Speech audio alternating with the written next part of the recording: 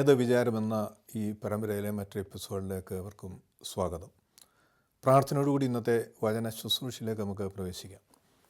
സ്നേഹിയാകുന്ന സ്വർഗപിതാവിൻ്റെ ദൈവമേ, ഒരിക്കൽ കൂടി ഞങ്ങൾക്ക് ഒരുമിച്ച് കടന്നു വരുവാനും അങ്ങയുടെ തിരുവചനങ്ങളെ ധ്യാനിപ്പാനും നൽകിയിരിക്കുന്ന ഈ അവസരത്തിനായിട്ട് നന്ദിയോടെ ഞങ്ങൾ സ്തുതിക്കുന്നു.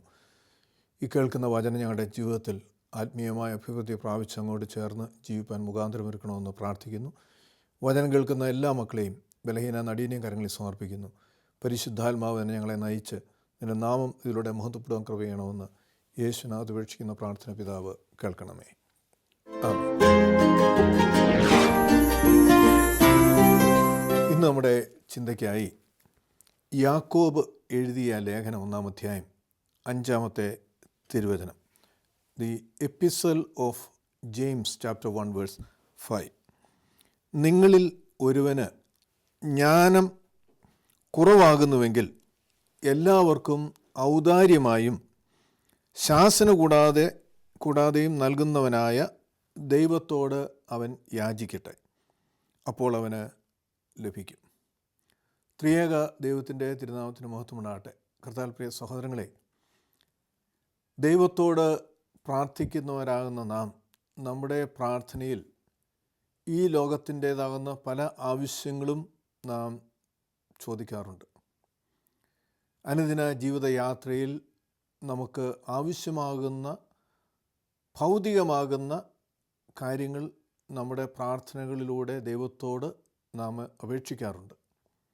എന്നാൽ ആത്മീയമായി ഒരുവൻ ദൈവകൃപയിൽ നിൽക്കുവാനും ദൈവത്തിൻ്റെ ശബ്ദം തിരിച്ചറിഞ്ഞ് ദൈവത്തെ അനുസരിച്ച് ജീവിക്കുവാനും കഴിയുന്ന പല കാര്യങ്ങൾക്ക് വേണ്ടി നാം ദൈവത്തോട് പ്രാർത്ഥിക്കാറുണ്ടോ? അതിൽ വളരെ പ്രാധാന്യമർഹിക്കുന്ന ഒരു കാര്യത്തെക്കുറിച്ചാണ് യാക്കോബ് ശ്ലീഹ ഇവിടെ സൂചിപ്പിക്കുന്നത്. എന്താണത്? ജ്ഞാനം. നിങ്ങളിൽ ഒരുവന് ജ്ഞാനം കുറവാകുന്നുവെങ്കിൽ. ജ്ഞാനം എന്താണ്? ജ്ഞാനം എന്നുള്ളത് അറിവല്ല, വിവേകമല്ല. പിന്നെയോ, ഒരു വ്യക്തി അവൻ്റെ ആത്മീയ ജീവിതത്തിൽ അവൻ അപ്ലൈ ചെയ്ത് അവൻ വായിക്കുന്ന ദൈവവചനവും മനസ്സിലാക്കിയിട്ടുള്ള കാര്യങ്ങളും ജീവിതത്തിൽ പ്രാവർത്തികമാക്കുവാൻ ആവശ്യമാകുന്ന ദൈവകൃപയാണ് ജ്ഞാനത്താൽ നിറയുന്ന ഒരു വ്യക്തിയെ നയിക്കുന്നത്. ജ്ഞാനം ലഭിക്കുന്നത് എങ്ങനെയാണ് എന്ന തിരുവചനം നമ്മെ പഠിപ്പിക്കുന്നുണ്ട്. അപ്പോൾ അറിവ് എന്നുള്ളത് വായനയിലൂടെ, കേൾവിയിലൂടെ ഒക്കെ നമുക്ക്, അല്ലെങ്കിൽ അനുഭവ പരിചയങ്ങളിലൂടെയൊക്കെ നമുക്ക് ലഭിക്കുന്ന കാര്യമാണ് അറിവ്. അറിവുള്ളൊരു വ്യക്തിക്ക് ജ്ഞാനം ഉണ്ടാകണമെന്ന് നിർബന്ധമില്ല. അതുപോലെ വിവേകം, അതും തീർച്ചയായും ഒരു വ്യക്തിയുടെ ജീവിതത്തിലേറെ ആവശ്യമായിരിക്കുന്ന ഒരു ഘടകമാണ് വിവേകം. വിവേകമില്ലാതെ ഇടപെടുന്ന സാഹചര്യങ്ങൾ പലപ്പോഴും പ്രയാസങ്ങളിലേക്ക് നയിക്കും. എന്നാൽ ഒരു പടി കൂടി ജ്ഞാനം എന്നുള്ളത് അത് ദൈവം നൽകുന്നതാണ്, അത് ദൈവത്തിൽ നിന്ന് മാത്രം ലഭിക്കുന്നതാണ്. അതുകൊണ്ടാണ് യാക്കോബ് ശ്ലീഹ ഇവിടെ സൂചിപ്പിക്കുന്നത്, ഒരുവന് നിങ്ങളിൽ ജ്ഞാനം കുറവാകുന്നുവെങ്കിൽ എല്ലാവർക്കും ഔദാര്യമായി ശാസന കൂടാതെയും നൽകുന്നവനായ ദൈവത്തോടവൻ യാചിക്കട്ടെ. അപ്പോൾ ഇവിടെ ആ തിരുവചനത്തിൽ നാം മനസ്സിലാക്കേണ്ട ഒരു കാര്യം, ജ്ഞാനം കുറവാണെന്നുള്ളൊരു ബോധ്യം നമുക്കുണ്ടെങ്കിൽ മാത്രമേ ആ ജ്ഞാനത്തിനു വേണ്ടി ദൈവത്തോട് ആവശ്യപ്പെടുവാൻ കഴിയുകയുള്ളൂ. അത് ആവശ്യമെന്ന് പറയുമ്പോൾ ഇവിടെ യാചിക്കട്ടെ എന്നാണ് അദ്ദേഹം രേഖപ്പെടുത്തിയിരിക്കുന്നത്. യാചന എന്നുള്ളതും ചോദ്യം എന്നുള്ളതും രണ്ട് വ്യത്യസ്ത തലങ്ങളിലുള്ളതാണ്. യാചന എന്ന് പറയുമ്പോൾ അത് ആവശ്യബോധത്തോടു കൂടി, അല്ലെങ്കിൽ അത്യാവശ്യ ബോധത്തോടു കൂടി ചോദിക്കുന്ന ഒരു അവസ്ഥയാണ് യാചന. എന്നാൽ ചോദ്യം അല്ലെങ്കിൽ ആവശ്യം നാം ഉന്നയിക്കുക എന്നുള്ളത് മറ്റൊരു തലത്തിലുള്ള കാര്യമാണ്. അപ്പോൾ ജ്ഞാനം കുറവാകുന്നുവെങ്കിൽ, ജ്ഞാനം ആവശ്യമുള്ളവർ ദൈവത്തോട് യാചിക്കട്ടെ എന്ന് അദ്ദേഹം പറയുകയാണ്. അപ്പോൾ ജ്ഞാനം കുറവാകുന്നു എന്ന് ഒന്നാമത് നമുക്കൊരു ബോധ്യമുണ്ടാകണം.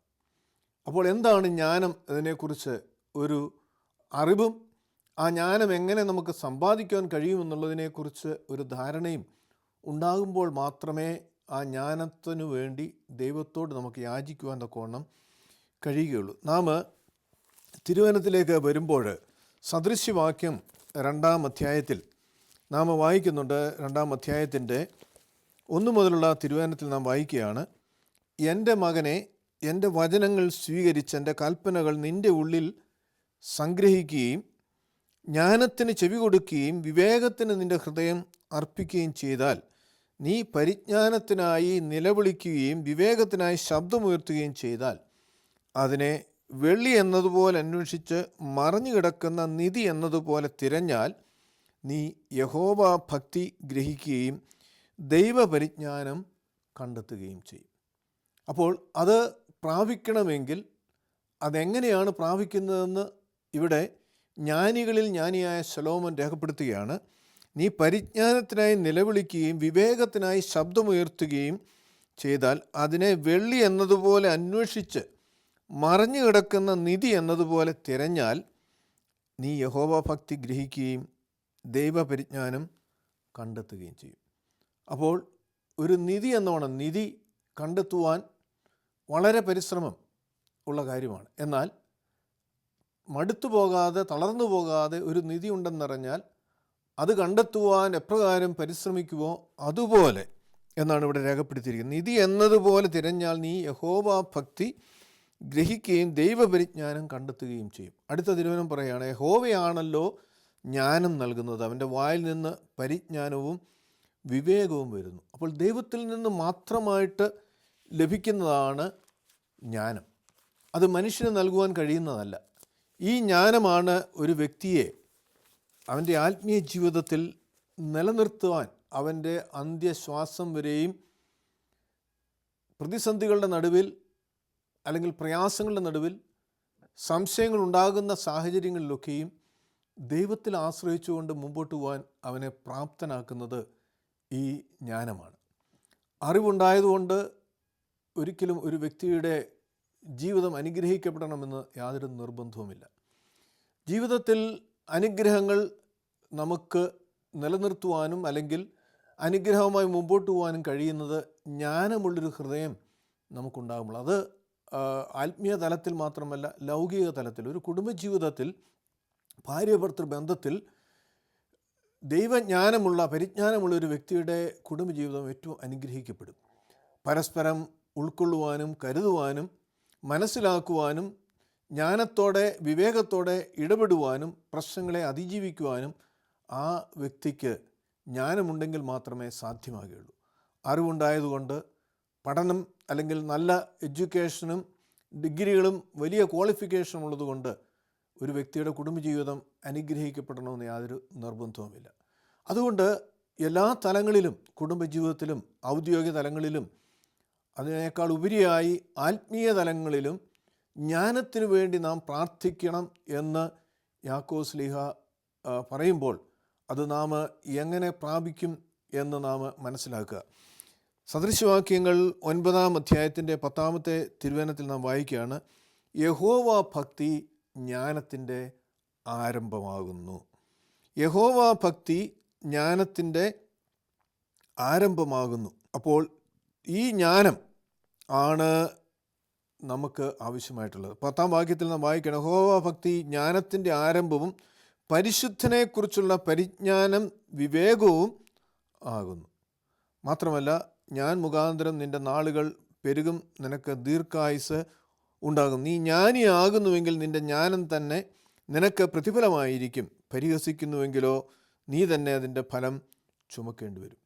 അപ്പോൾ ജ്ഞാനത്തിൻ്റെ വിപരീതമാണ് പോഷത്വം.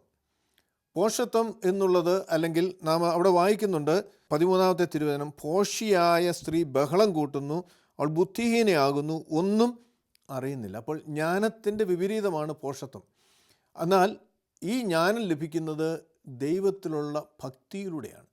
ദൈവഭയത്തിൽ ജീവിക്കുന്ന ഒരു വ്യക്തിക്ക് ദൈവം നൽകുന്നതാണ് ഈ ജ്ഞാനമെന്ന് തിരുവചനം നമ്മെ ഓർമ്മപ്പെടുത്തുകയാണ്. കർത്താവിൽ പ്രിയ സഹോദരങ്ങളെ, ലൗകികമാകുന്ന പല കാര്യങ്ങൾക്ക് വേണ്ടി ദൈവത്തോട് നാം പ്രാർത്ഥിക്കുന്നവരാണ്. തീർച്ചയായിട്ടും നാം ദൈവത്തോട് പ്രാർത്ഥിക്കണം, അതിനകത്ത് യാതൊരു തെറ്റുമില്ല. എന്നാൽ ആത്മീയ ജീവിതത്തിൻ്റെ വിജയവും അനുഗ്രഹവും നമ്മുടെ അവസാന നിമിഷം വരെയും ദൈവകൃപയിൽ നിലനിൽക്കുവാനും കഴിയുന്നത് ജ്ഞാനമുള്ളൊരു ഹൃദയം നമുക്കുണ്ടാകുമ്പോഴാണ്. ജ്ഞാനം എന്നുള്ളത് ആത്മീയമായി ഏറ്റവും ആവശ്യമായിരിക്കുന്നതോടൊപ്പം നമ്മുടെ ഈ ലോക ജീവിതത്തിൽ എല്ലാ തലങ്ങളിലും ഈ ജ്ഞാനമുള്ള ഒരു വ്യക്തിയാണ് അനുഗ്രഹിക്കപ്പെടുന്നത്. അത് കുടുംബജീവിതത്തിലും ഔദ്യോഗിക ജീവിതത്തിലും സാമൂഹിക ജീവിതത്തിലൊക്കെയും ജ്ഞാനമുള്ളൊരു ഹൃദയം ഉള്ള വ്യക്തിക്ക് അനുഗ്രഹപ്രദമായി ആ ദൗത്യങ്ങൾ പൂർത്തീകരിക്കുവാൻ അവന് കഴിയും എന്ന തിരുവചനം നമ്മെ ഓർമ്മപ്പെടുത്തുകയാണ്. അപ്പോൾ ജ്ഞാനികളിൽ ജ്ഞാനിയായ ശലോമോൻ്റെ തിരുവചനമാണ് സദൃശവാക്യത്തിൽ നാം വായിക്കുന്നത്. ശലോമോൻ എങ്ങനെയാണ് ഈ ജ്ഞാനം സമ്പാദിച്ചത്? നമുക്ക് തിരുവചനത്തിലേക്ക് വരുമ്പോൾ 1 രാജാക്കന്മാർ 3-ാം അധ്യായത്തിൻ്റെ 12-ാം വാക്യത്തിൽ നാം വായിക്കുകയാണ്, ഞാൻ നിൻ്റെ അപേക്ഷ അനുസരിച്ച് ചെയ്തിരിക്കുന്നു, ജ്ഞാനവും വിവേകവും ഉള്ള ഒരു ഹൃദയം ഞാൻ നിനക്ക് തന്നിരിക്കുന്നു. നിനക്ക് സമനായവൻ നിനക്ക് മുമ്പുണ്ടായിട്ടില്ല, നിനക്ക് സമനായവൻ നിനക്ക് ശേഷം ഉണ്ടാകുകയുമില്ല. ശലോമോനോട് ദൈവം പറയുകയാണ്, ഞാൻ നിൻ്റെ അപേക്ഷ അനുസരിച്ച് ചെയ്തിരിക്കുന്നു, ജ്ഞാനവും വിവേകവുമുള്ളൊരു ഹൃദയം ഞാൻ നിനക്ക് തന്നിരിക്കുന്നു. നിനക്ക് സമാനായവൻ നിനക്ക് മുമ്പുണ്ടായിട്ടില്ല, നിനക്ക് സമനായവൻ നിനക്ക് ശേഷവും ഉണ്ടാകുകയില്ല. അപ്പോൾ ജ്ഞാനികളിൽ ജ്ഞാനിയായ ശലോമോന് ദൈവം കൊടുക്കുന്ന വരമാണ്, കൃപയാണ് ഈ ജ്ഞാനം. അതെങ്ങനെയാണ് അദ്ദേഹത്തിന് അത് ലഭിക്കുന്നത്? നാം 3-ാം അധ്യായത്തിൻ്റെ 6 മുതലുള്ള തിരുവചനത്തിലേക്ക് നാം വരുമ്പോൾ അതിന് ശലോമോൻ പറഞ്ഞത്, എൻ്റെ അപ്പനായ ദാവീദ് നിൻ്റെ ദാസൻ സത്യത്തോടും നീതിയോടും ഹൃദയപരമാർത്ഥയോടും കൂടെ നിൻ്റെ മുമ്പാകെ നടന്നതിന് തക്കവണ്ണം നീ അവന് വലിയ കൃപ ചെയ്ത് ഈ വലിയ കൃപ അവനായി പാലിക്കുകയും ഇന്നുള്ളതുപോലെ അവൻ്റെ സിംഹാസനത്തിൽ ഇരിക്കുവാൻ അവനൊരു മകനെ നൽകുകയും ചെയ്തിരിക്കുന്നു. എൻ്റെ ദൈവമായ യഹോവേ, നീ അടിയനെ ഇപ്പോൾ എൻ്റെ അപ്പനായ ദാവീദിന് പകരം രാജാവാക്കിയിരിക്കുന്നു. ഞാനോ ഒരു ബാലനത്രേ, കാര്യാദികൾ നടത്തുവാൻ എനിക്ക് അറിവില്ല. ദാവീദ് ഇസ്രായേലിൻ്റെ 2-ാമത്തെ രാജാവാണ്. ഒന്നുമില്ലായ്മയിൽ നിന്നും ഇടയ ചെറുക്കനായിരുന്ന ദാവീദിനെ ദൈവം ഇസ്രായേലിൻ്റെ രാജാവായി അവരോധിക്കുകയാണ്, അഭിഷേകം ചെയ്യുകയാണ്. അതിനുശേഷം ദാവീദ് ദൈവത്തോട് ചേർന്ന് ജീവിക്കുന്ന ദൈവഭക്തനായ ഒരു മനുഷ്യനായി അവൻ വളരുന്നതായിട്ടൊക്കെ നാം കാണുകയാണ്. ഈ ദാവീദിന് ശേഷം തൻ്റെ മകനായ ശലോമോനെ രാജാവായിട്ട് അഭിഷേകം ചെയ്യുമ്പോൾ ശലോമോൻ പറയുകയാണ്, ഞാൻ ബാലനത്രേ, അപ്പൻ ന്യായപാലനം നടത്തിയതുപോലെ രാജ്യം ഭരിച്ചതുപോലെ ചെയ്യുവാനുള്ള കഴിവോ വിവേകമോ എനിക്കില്ല എന്ന് അദ്ദേഹം പറയുകയാണ്. അതാണ് നാം വായിക്കുന്നത്. 6-ാം വാക്യത്തിൽ നാം വായിക്കുകയാണ്, 6-ാം വാക്യത്തിൻ്റെ അവസാനം, ഈ വലിയ കൃപ അവനായി പാലിക്കുകയും ഇന്നുള്ളതുപോലെ നിൻ്റെ സിംഹാസനത്തിൽ ഇരിക്കുവാൻ അവനൊരു മകനെ നൽകുകയും ചെയ്തിരിക്കുന്നു. എൻ്റെ ദൈവമായ യഹോവേ, നീ അടിയനെ ഇപ്പോൾ എൻ്റെ അപ്പനായ ദാവീദിന് പകരം രാജാവാക്കിയിരിക്കുന്നു. അപ്പോൾ വളരെ ഏതാണ്ട് 40 വർഷക്കാലം രാജ്യഭരണം നടത്തിയ ദാവീദിന് ശേഷം രാജാവായിട്ട് കടന്നു വന്നിരിക്കുന്ന ശലോമോൻ അവൻ പറയുകയാണ്, ഞാനോ ഒരു ബാലനത്രേ, കാര്യാദികൾ നടത്തുവാൻ എനിക്ക് അറിവില്ല. നമുക്കറിയാം, അന്നും ഇന്നും ഇസ്രായേൽ ജനത വളരെ അറിവുള്ളവരും അല്ലെങ്കിൽ വളരെ മറ്റ് സമൂഹങ്ങളിൽ നിന്ന് വളരെ വ്യത്യസ്തവുമായിരുന്നൊരു സമൂഹമായിരുന്നു. കാരണം അവർ ദൈവത്തിൻ്റെ ജനമാണ്. ഇന്നും എല്ലാ തലങ്ങളിലും വളരെ പ്രശോഭിക്കുന്ന ഒരു ജനതയായിട്ടാണ് നമുക്ക് യഹൂദ ജനതയെ അല്ലെങ്കിൽ ഇസ്രായേൽ ജനതയെ നമുക്ക് കാണുവാൻ കഴിയുന്നത്. അപ്പോൾ അങ്ങനെയുള്ളവരെ ന്യായപാലനം നടത്തുവാൻ, അവരെ ഭരിക്കുവാൻ ആവശ്യമാകുന്ന വിവേകം വേണമെന്ന് ശലോമോൻ ആവശ്യപ്പെടുകയാണ്. എന്നിട്ട് 8-ാം വാക്യത്തിൽ നാം വായിക്കുന്നു, നീ തിരഞ്ഞെടുത്തതും ബാഹുല്യം നിമിത്തം എണ്ണവും കണക്കും ഇല്ലാത്തതുമായ ഈ വലിയ ജനമായ നിൻ്റെ ജനത്തിൻ്റെ മധ്യയെ അടിയനിരിക്കുന്നു. അപ്പോൾ ദൈവം തിരഞ്ഞെടുത്ത് വളരെ അധികം ഉള്ള ബാഹുല്യവും നിമിത്തം എണ്ണവും കണക്കുമില്ലാത്തതുമായ ഒരു വലിയ ജനതയായ നിൻ്റെ ജനത്തിൻ്റെ മധ്യയെ അടിയനിരിക്കുന്നു. അപ്പോൾ ഈ സമൂഹത്തെ നയിക്കുവാൻ, രാജ്യഭരണം നടത്തുവാൻ സാധാരണ അല്ലെങ്കിൽ ഒരു ബാലനായിരിക്കുന്ന എന്നെ അങ്ങ് തിരഞ്ഞെടുത്തിരിക്കുകയാണ്. അതുകൊണ്ട് പറയുകയാണ് 9-ാം വാക്യം, ആകയാൽ ഗുണവും ദോഷവും തിരിച്ചറിഞ്ഞ് നിൻ്റെ ജനത്തിന് ന്യായപാലനം ചെയ്യുവാൻ വിവേകമുള്ളൊരു ഹൃദയം എനിക്ക് തരണമേ. അതില്ലാതെ നിൻ്റെ ഈ വലിയ ജനത്തിന് ന്യായപാലനം ചെയ്യുവാൻ ആർക്ക് കഴിയും? അപ്പോൾ ഈ സമൂഹത്തെ, ഈ ജനതയെ നയിക്കുവാൻ ആവശ്യമാകുന്ന വിവേകമുള്ളൊരു ഹൃദയം എനിക്ക് തരണമേ. ആ രാജ്യസ്ഥാനത്തേക്ക്, രാജപദവിയിലേക്ക് വന്ന ശലോമോൻ ദൈവത്തോട് പ്രാർത്ഥിക്കുകയാണ്. അപ്പോൾ ദൈവം അവൻ്റെ പ്രാർത്ഥന കേട്ടു. എന്നിട്ട് 10-ാം വാക്യത്തിൽ നാം വായിക്കുകയാണ്, ശലോമോൻ ഈ കാര്യം ചോദിച്ചത് യഹോവയ്ക്ക് പ്രസാദമായി. 11 വാക്യം, ദൈവം അവനോട് അരുളിച്ചെയ്തു, നീ ദീർഘായുസ്സോ സമ്പത്തോ ശത്രുസംഹാരമോ ഒന്നും അപേക്ഷിക്കാതെ ന്യായപാലനത്തിനുള്ള വിവേകമെന്ന ഈ കാര്യം മാത്രം അപേക്ഷിച്ചതുകൊണ്ട് ഞാൻ നിൻ്റെ അപേക്ഷ അനുസരിച്ച് ചെയ്തിരിക്കുന്നു. ശലോമോൻ എന്ത് വേണമെങ്കിലും ദൈവത്തോട് ചോദിക്കാം. അവന് മന്ത്രിമാർ, വിവേകമുള്ള, അറിവുള്ള, കാര്യപ്രാപ്തിയുള്ള മന്ത്രിമാരെ വേണമെന്ന് ചോദിക്കാം. അല്ലെങ്കിൽ അറിവ് അവന് കൂടുതൽ നൽകണമേ എന്നവന് ചോദിക്കാം. അവന് സമ്പത്ത് ചോദിക്കാം. അവന് ശത്രുസംഹാരമോ ആയുസ്സോ ദീർഘായുസ്സോ ചോദിക്കാം. ഇതൊന്നും ചോദിക്കാതെ വിവേകമുള്ളൊരു ഹൃദയം, അതും ദൈവം ഏൽപ്പിച്ച ഈ ജനത്തെ നയിക്കുവാൻ ആവശ്യമാകുന്ന വിവേകമുള്ളൊരു ഹൃദയത്തിനു വേണ്ടി അവൻ അപേക്ഷിച്ചപ്പോൾ ദൈവം അവൻ്റെ അപേക്ഷയിൽ പ്രസാദിക്കുന്നതായിട്ട് നാം കാണുകയാണ്. അപ്പോൾ ഇതൊരു കാര്യം കൂടി നമ്മെ പഠിപ്പിക്കുകയാണ്. ഈ ലോക ജീവിതയാത്രയിൽ നാം നമ്മുടെ എല്ലാ തലങ്ങളിലും ദൈവഭയത്തിൽ ജീവിക്കുവാൻ ആഗ്രഹിക്കുമ്പോൾ നമുക്ക് ആവശ്യമാകുന്ന ജ്ഞാനം ദൈവത്തോട് നാം ചോദിച്ചാൽ ദൈവം അത് നമുക്ക് നൽകും. കാരണം മറ്റൊന്നിനുമല്ല, പിന്നെയോ നമ്മളെ ഏൽപ്പിച്ചിരിക്കുന്ന ദൗത്യം, ഓരോ മനുഷ്യനിലും വ്യത്യസ്തങ്ങളാകുന്ന ദൗത്യങ്ങൾ ഈ ഭൂമിയിൽ ചെയ്യേണ്ടതായിട്ടുണ്ട്. ഒരുപക്ഷെ അത് വലിയ ദൗത്യങ്ങളായിരിക്കില്ല. കുടുംബജീവിതത്തിൽ പോലും ഒരു ഭാര്യ എന്ന നിലയിൽ, ഭർത്താവ് എന്ന നിലയിൽ, മക്കളെന്ന നിലയിലൊക്കെയും നമുക്ക് ചുമതലകളുണ്ട്. ഔദ്യോഗിക ജീവിതത്തിലുണ്ട്, സാമൂഹ്യ ജീവിതത്തിലുണ്ട്, അല്ലെങ്കിൽ പൊളിറ്റിക്കൽ ലെവലിൽ ഒക്കെയും നമുക്ക് ദൗത്യങ്ങൾ ഓരോരുത്തർക്കും വ്യത്യസ്തമായി ഈ ഭൂമിയിൽ ചെയ്യേണ്ടതായിട്ടുണ്ട്. ഈ ദൗത്യങ്ങൾ അനുഗ്രഹമായി പൂർത്തീകരിക്കുവാൻ ആവശ്യമാകുന്ന വിവേകത്തിനു വേണ്ടി ദൈവത്തോട് യാചിക്കുമ്പോൾ ദൈവം നൽകുന്ന വലിയ അനുഗ്രഹമാണ് ഈ ജ്ഞാനം എന്നുള്ളത്. അത് നാം അടുത്ത വാക്യത്തിൽ വായിക്കുകയാണ്, ഞാൻ നിൻ്റെ അപേക്ഷ അനുസരിച്ച് ചെയ്തിരിക്കുന്നു, ജ്ഞാനവും വിവേകവുമുള്ളൊരു ഹൃദയം ഞാൻ നിനക്ക് തന്നിരിക്കുന്നു. അപ്പോൾ വിവേകത്തിനു വേണ്ടി അവൻ അപേക്ഷിക്കുമ്പോൾ വിവേകം മാത്രമല്ല, അവന് ജ്ഞാനം കൂടി ദൈവം നൽകുന്നതായിട്ട് നാം കാണുകയാണ്. ഈ ജ്ഞാനമുള്ളൊരു ഹൃദയം അവൻ പ്രാപിച്ചു കഴിഞ്ഞപ്പോഴാണ് ഇസ്രയേലിനെ വളരെ ഭംഗിയായി ഭരിക്കുവാൻ, നയിക്കുവാൻ ശലോമോന് കഴിയുന്നത് എന്ന് തിരുവചനം നമ്മെ പഠിപ്പിക്കുകയാണ്. എന്നിട്ട് 13 വാക്യത്തിൽ നാം വായിക്കുന്നു, ഇതിനു പുറമെ നീ അപേക്ഷിക്കാത്തതായ സമ്പത്തും മഹത്വവും കൂടി ഞാൻ നിനക്ക് തന്നിരിക്കുന്നു. നിൻ്റെ ആയുഷ്കാലത്തൊക്കെയും രാജാക്കന്മാരിൽ ഒരുവനും നിനക്ക് സമനാകുകയില്ല. നിൻ്റെ അപ്പനായ ദാവീദ് നടന്നതുപോലെ നീ എൻ്റെ ചട്ടങ്ങളും കൽപ്പനകളും അനുസരിച്ച് എൻ്റെ വഴിയിൽ നടന്നാൽ ഞാൻ നിനക്ക് ദീർഘായുസ്സും നൽകും. അറിവിന് വേണ്ടി, അല്ലെങ്കിൽ വിവേകത്തിനു വേണ്ടി ശലോമോൻ ദൈവത്തോട് അപേക്ഷിക്കുമ്പോൾ ദൈവം അവന് വിവേകവും ജ്ഞാനവും നൽകുന്നതോടൊപ്പം തന്നെ പറയുകയാണ്, ഇതിനു പുറമേ നീ അപേക്ഷിക്കാത്തതായ സമ്പത്തും മഹത്വവും കൂടി ഞാൻ നിനക്ക് തന്നിരിക്കുന്നു. അപ്പോൾ എല്ലാം ദൈവം ഒരു രാജാവായി ഭരിക്കുവാൻ വേണ്ടതൊക്കെയും ദൈവം ശലോമോനോട് നൽകുന്നതായിട്ട് നാം കാണുകയാണ്. കാരണം എന്താണ്? അവൻ വിവേകത്തിനു വേണ്ടി ദൈവത്തോട് അപേക്ഷിക്കുകയാണ്.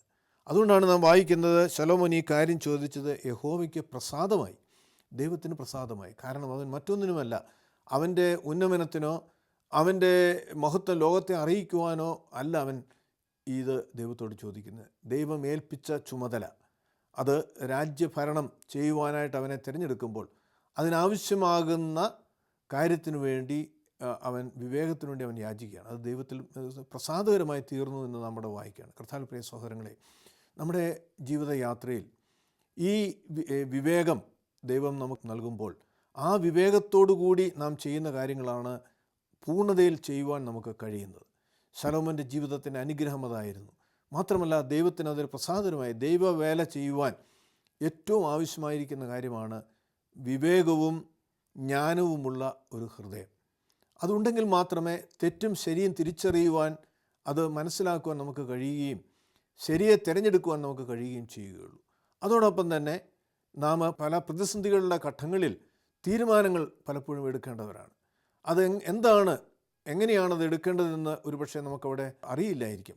ദൈവം നൽകുന്ന വിവേകവും ജ്ഞാനവും നല്ല തീരുമാനം എടുക്കുവാൻ നമ്മെ പ്രാപ്തരാക്കും.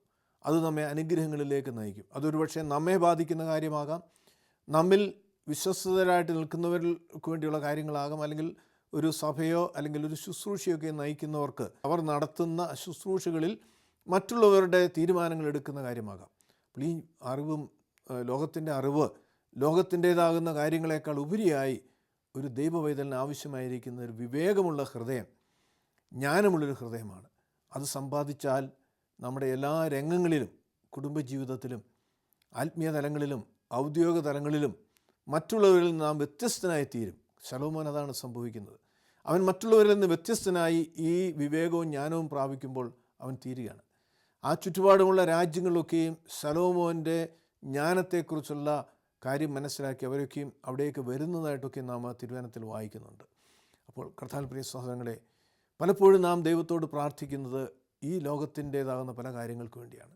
സമ്പത്തിനു വേണ്ടി, ജോലിക്ക് വേണ്ടി, കുഞ്ഞുങ്ങളുടെ ഉന്നമനത്തിനു വേണ്ടി, അല്ലെങ്കിൽ നമ്മുടേതാകുന്ന ശാരീരിക സൗഖ്യത്തിനു വേണ്ടി. ഇതൊക്കെയും പ്രാർത്ഥിക്കാം, യാതൊരു തെറ്റുമില്ല. എന്നാൽ അതിനേക്കാൾ പ്രാധാന്യം അർഹിക്കുന്ന വലിയ കാര്യം, ദൈവത്തിന് ഏറ്റവും പ്രസാദകരമാകുന്ന കാര്യം, ദൈവത്തോട് ജ്ഞാനത്തിനു വേണ്ടി അപേക്ഷിക്കുന്നതാണ്. അതുകൊണ്ടാണ് ഈ ജ്ഞാനം ശലോമോന് ദൈവം നൽകുന്നതും. ശലോമോനോട് ദൈവം പറയാണ്, നിൻ്റെ അപ്പനായ ദാവീദ് നടന്നതുപോലെ നീ എൻ്റെ ചട്ടങ്ങളും കൽപ്പനകളും അനുസരിച്ച് എൻ്റെ വഴികളിൽ നടന്നാൽ ഞാൻ നിനക്ക് ദീർഘായുസ്സും നൽകും. മറ്റൊരു വലിയ അനുഗ്രഹം കൂടി നൽകുകയാണ്. കണ്ടീഷണലായിട്ട് അവനോട് പറയുകയാണ്, നിൻ്റെ അപ്പനായ ദാവീദ് നടന്നതുപോലെ എൻ്റെ ചട്ടങ്ങളും കൽപ്പനകളും അനുസരിച്ച് എൻ്റെ വഴികളിൽ നടന്നാൽ ഞാൻ നിനക്ക് ദീർഘായുസ്സും നൽകും.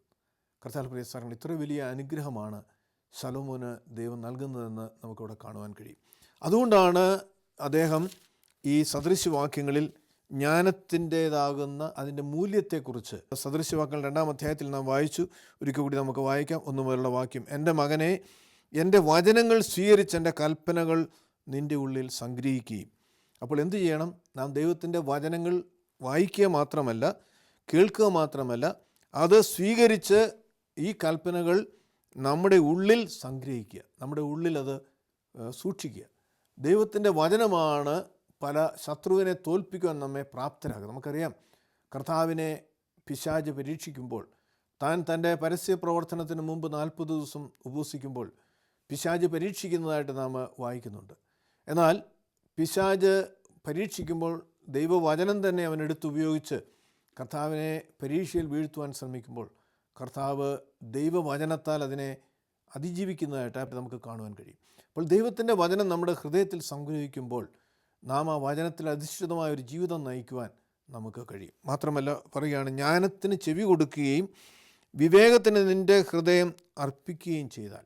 അപ്പോൾ ജ്ഞാനം എവിടെ നിന്നാണ്? ദൈവത്തിൽ നിന്ന്. ദൈവത്തിൻ്റെ വചനമാണ് നമുക്ക് ജ്ഞാനം നൽകുന്നത്. ദൈവത്തിൻ്റെ വചനം എന്നുള്ളത് ദൈവമാണ്.